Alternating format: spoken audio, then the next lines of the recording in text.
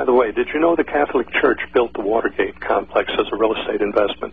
And no. they named the Watergate for the dam that went across the Potomac River at that time. It was a Watergate. Now, in the Watergate, there were apartments, condominiums, and office section. 3 sections. And inside of the office section was the Democratic National Committee. The FBI found a link between the Democratic National Committee and the White House and a call girl operation, prostitution, that was across the street from the Watergate. I think it was the Plaza condominiums. I'm not sure. I don't remember that. But it was right next to the Holiday Inn that was across the street. The FBI wanted to go in to the Democratic National Committee and find out what they knew. The CIA was also very interested in the breach of security between the prostitutes and the White House. That's how E. Howard Hunt got recruited and Gordon Liddy got recruited to go in there, and they called themselves the Plumbers. They were going to go into the Democratic National Committee to stop the leak, the Plumbers. So here you had the CIA, the FBI, wanting to do this, and the key man was John Dean III. John Dean. We're going to come right back after this 4-minute break. Our guest today is A.C. Griffith, and we're going to see how this leads into the aerosol crime issue, aerosol program of some sorts that the U.S. government has, and it has already killed people. We'll be right back after this 4-minute break with A.C. Griffith. Stay tuned.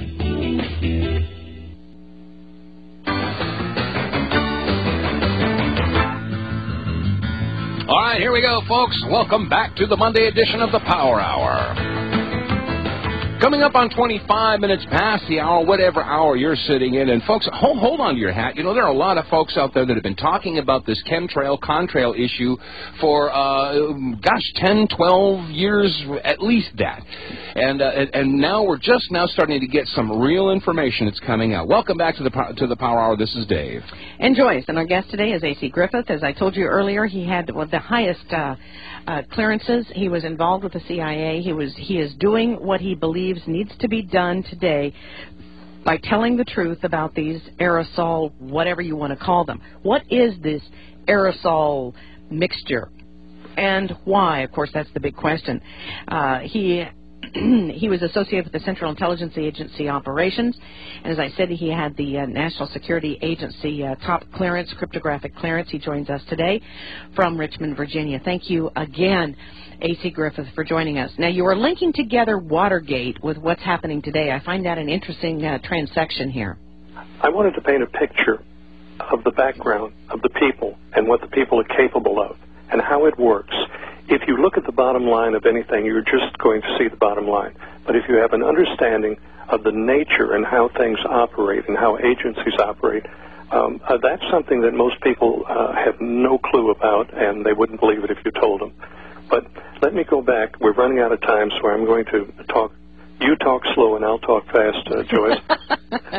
I told Joyce earlier to talk slow to me today, so that was that joke. That was the only caveat. If I come on the show, you have to talk slow. Okay, go ahead. Okay, so the Watergate thing was about the prostitution and the connection to the White House, and the White House connection was John Dean III. He was the counsel to the president. He was the president's lawyer. Well, John Dean had an affair going with one of the girls. Maureen Elizabeth Kane Owen Benner was her name. Later married the girl, and her name now is Maureen Elizabeth Kane Owen Benner Dean. So John Dean at the White House wanted to protect her. So he turned on Liddy and E. Howard Hunt and all the people. He even turned on the president. And they bought his testimony against the president. And that kind of in a nutshell, oversimplified, of course, is how Nixon was brought down. Nixon came into the game later. He probably had actually little to do with the actual manipulation. He was manipulated into that. And the CIA was involved in that, and the FBI was involved in it. Fast forward again to the Iranian-Contra. The body count, with the Clinton body count in Mena Airport, Arkansas, was about 75 people that was suicided. The CIA operated that whole thing at the Mena Airport. They put in Rich Mountain Aviation Company, a CIA front, and brought aircraft in from all over the world for refurbishing. Barry Seals showed up again. You remember Barry Seals now with the Kennedy thing and Carlos Marcello, the drug dealer. Barry Seal got a KC-123 out of Wright-Patterson, running guns to South America and drugs back. They were dealing in hundreds of tons of drugs. It was so many drugs, it was like freight trains loaded with drugs.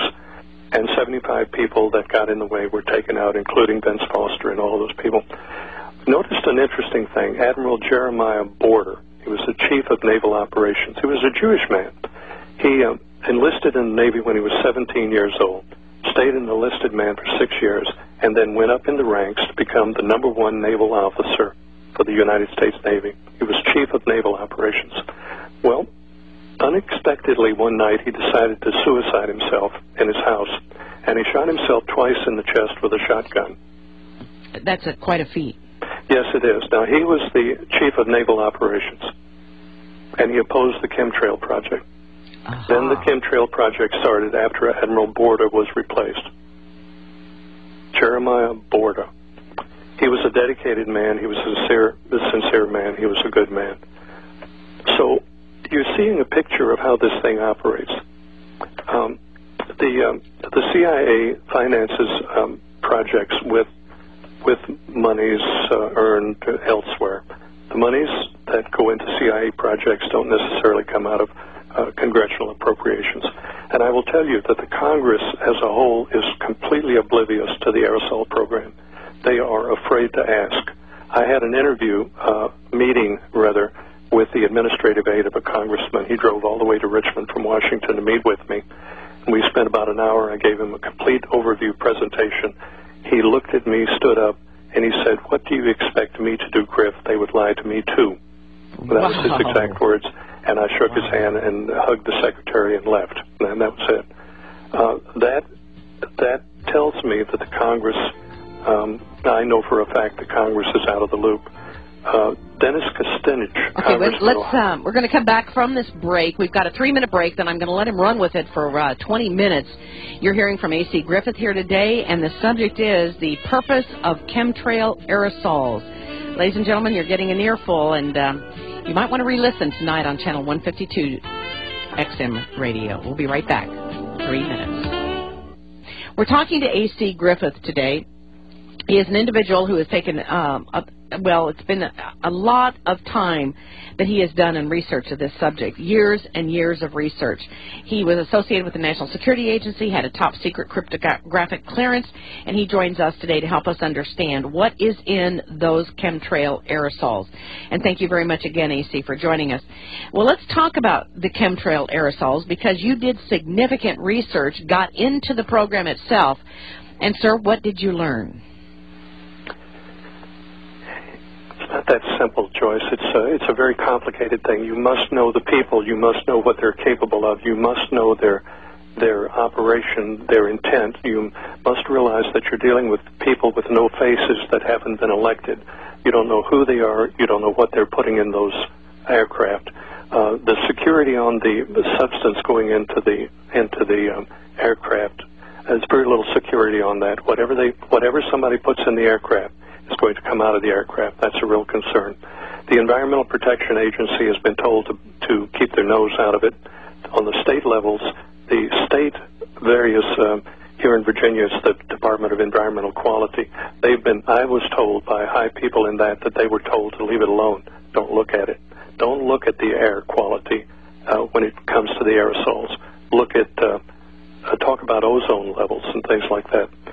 Well, you mentioned that you had talked to one congressman, and then you mentioned Representative Kucinich as we were going to the break. Yes, he introduced H.R. 2799, I believe that was it, and it was he was called aside and told to take it out, and he did, and he got very quiet about it. I can't tell you enough that this is a very dangerous thing to get into.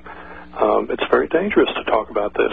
As long as people talk about the normal stuff on the internet, they're okay.